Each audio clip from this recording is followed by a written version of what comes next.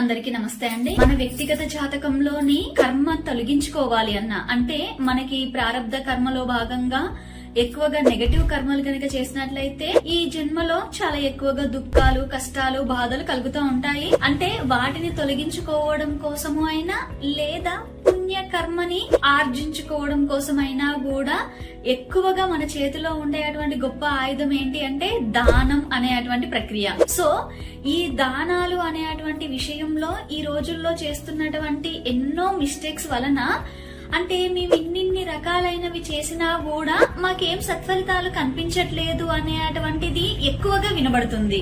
మరి అసలు దానం అనేటువంటి ప్రక్రియ ఎలా చెయ్యాలి అనేది కనుక చూసుకున్నట్లయితే మొట్టమొదటిగా మీరు ఇప్పుడు పడుతున్నటువంటి ఇబ్బందుల నుండి కొద్దిగా బయటికి రావడం కోసం దానం చేస్తున్నారా? అంటే పాప కర్మ తగ్గించుకోవడానికి చేస్తున్నారా, లేదా అంతా బాగుండి ఇంకా పుణ్యాన్ని ఆర్జించడం కోసం చేసుకుంటున్నారా అనే దానికి సంబంధించిన క్లారిటీ మొట్టమొదటిగా మీరు పొందండి. ఓకే, సో ఈ రెండింటిలో దేని కోసము ఈ దానం అనే ప్రక్రియ మీరు ఎంచుకున్నా కూడా నెంబర్ 1, దానం చేసే ముందు అది మీరు ఏదైనా సరే, అది వస్త్రదానమా, అన్నదానమా, లేదా మీ శ్రమదానమా, విద్యాదానమా, ఏదైనా అయ్యుండొచ్చండి. మీ శక్తి కొలది అని అర్థం. దానం ఎప్పుడూ కూడా మన శక్తి కొలది చేయమని చెప్పింది శాస్త్రం, కానీ ఎవరో ఏదేదో చేస్తున్నారనేసి మన దగ్గర లేకున్నా కూడా చేయమని ఎప్పుడూ చెప్పలేదు. ఓకే, మనకి ఉన్నంతలో, మన దగ్గర ఉన్న దానిలో మన శక్తి మేర మాత్రమే చేయమనింది. అది ఎనీ కైండ్ ఆఫ్ దేనికి సంబంధించిన దానం అయినా కూడా.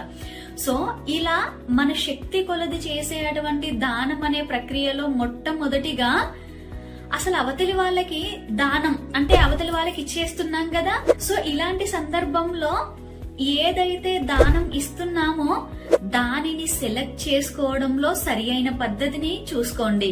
అంటే ఇప్పుడు ఏదైనా ఒక వస్తువుని గాని ఏదైనా మనం వాడుకోవడం కోసము ఏదైతే ఒక క్లారిటీగా దాన్ని సెలెక్ట్ చేసుకుంటామో, ఎంత నచ్చింది, ఎందుకు నచ్చలేదు అనేది ఎంతవరకు చూసుకుంటామో, అదే విధంగా అవతలి వ్యక్తికి దానం చేసేటువంటి దానిలో కూడా అలాంటి జాగ్రత్తలు తీసుకోవాలి.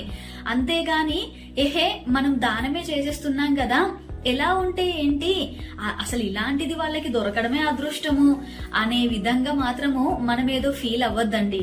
ఓకే, సో వాళ్ళకి అది దొరకదా అనేసి సెకండరీ. కానీ నీ శక్తి కొలది నువ్వేదైతే వాడతావో అలాంటి దాని విషయంలోనే ఒక క్లారిటీ పొందాలి. అంతేగాని ఏదో నెగటివ్ గా, చీప్ గా అవతలి వాళ్ళని అలా అనుకొని మాత్రము ఏ దానిని కూడా దానం చేయొద్దు.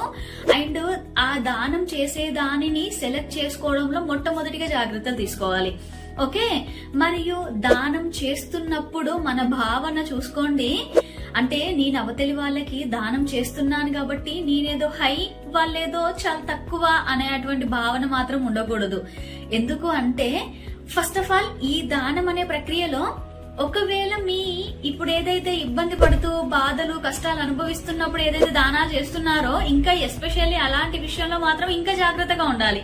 ఎందుకు అంటే ఆ బాధ, ఆ దుఃఖము వాటి నుండి బయటికి రావడం కోసం ఈ దానాలు చేస్తున్నారంటే వీటి నుండి విముక్తిని అంటే మిమ్మల్ని విముక్తుల్ని చేయడం కోసం అవతలి వాళ్ళ సహాయం అందుతుందనేదే కదా అర్థం. అవునా కదా? దానం తీసుకోవడానికి అసలు వాళ్ళు లేకపోయినట్లయితే మనకు ఆ ఊరట కలిగి ఉండేది కాదు కదా. అంటే దానం చేస్తున్నావంటే నువ్వేదో ఇచ్చే పొజిషన్ లో, వాళ్ళు తీసుకుంటున్నారంటే ఏదో అలాంటి తక్కువ పొజిషన్ లో ఉన్నట్టు అర్థం. అలా భావించుకోకూడదు మనం.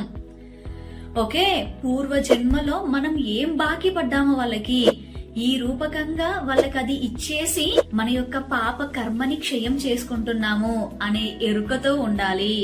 అలాంటి భావన మాత్రమే నీ యొక్క ఆ దానం యొక్క ఫలితాన్ని సత్ఫలితంగా నీకు అందిస్తుంది. ఓకే, మరియు ఎవరికి చేయాలి అనేది కనుక చూసుకున్నట్లయితే, ఓకే అమ్మా మీరు దానం చేసేయమన్నారు కదా, నా ఇంట్లో వాళ్ళకి అది అవసరం చేసేస్తా, నా బంధువులకి, నా స్నేహితులకి, నా పక్కాలకి, చుట్టాలకి, వీళ్ళకి అవసరం చేసేస్తా అని అనుకుంటారు చాలా మంది. అలా కాదండి. ఏదైతే మీరిప్పుడు దానం చేస్తున్నారో అవతలి వాళ్ళకి అది తీసుకునే అర్హత ఉండాలి.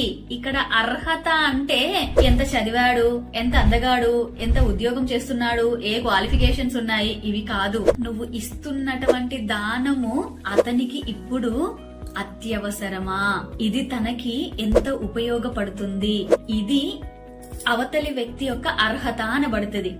అంతే. ఆ అర్హత అనేది మళ్ళీ ఇంకేదో మనం అనుకున్న క్వాలిఫికేషన్స్ మాత్రం కాదు.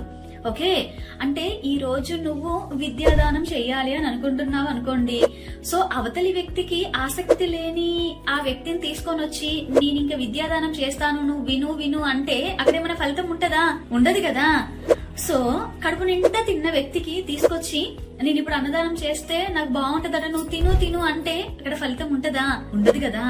అవతలి వ్యక్తికి అది అవసరమై ఉండాలి, అత్యవసరమై ఉండాలి. ఓకే, అలాంటి వ్యక్తులకి మనం చేసేటువంటి దానము అవతలి వ్యక్తికి ఎంత ఉపయోగపడితే మనకి అంత సత్ఫలితం.